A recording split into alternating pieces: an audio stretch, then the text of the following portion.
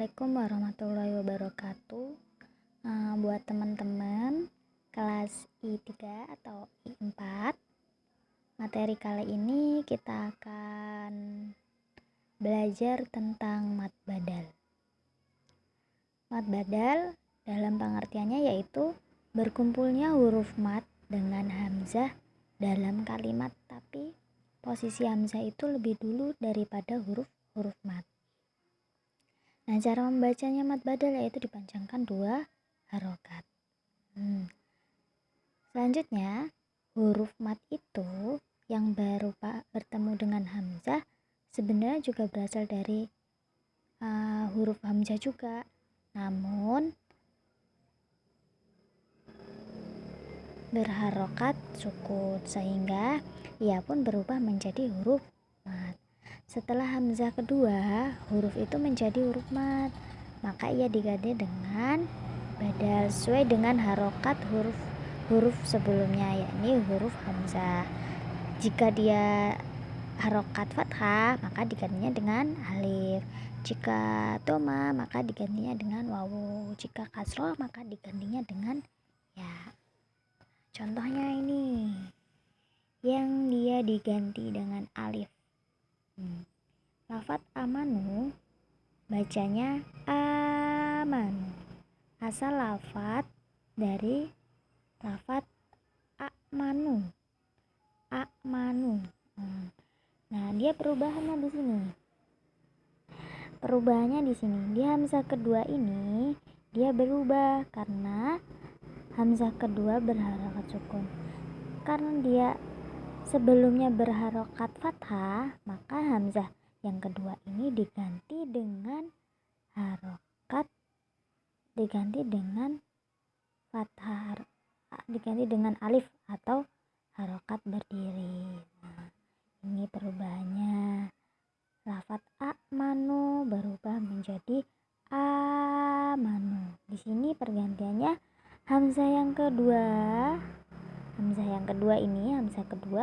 diganti dengan harokat fathah berdiri. Ini matnya di sini amanu. Selanjutnya, contoh yang kedua ini yang diganti dengan huruf wawu. Utia, contoh dari utia, bacanya utia. Asalnya dari lafadz utia. Nah, di sini perubahannya. Hamzah yang kedua ini diganti dengan wawu karena sebelum hamzah yang kedua ini berharokat dhamma. Jadi, dia diganti dengan huruf wawu. Hamzah yang kedua diganti dengan huruf wawu karena hamzah yang pertama berharokat dhamma atau sebelum hamzah yang kedua itu berharokat dhamma. Ini. Utia nih. Hamzah yang kedua diganti dengan huruf wawu menjadi utia. Dan yang ketiga, yang terakhir itu yang diganti dengan huruf ya. Contoh imana. Contoh dari lafadz imana, bacanya imana. Nah, asalnya dari lafadz imana. Perubahannya di sini, hamzah yang kedua itu diganti dengan huruf ya. Nah, diganti dengan huruf ya. Pada lafadz imana ini diganti dengan huruf ya. Hamzah yang keduanya diganti dengan huruf ya.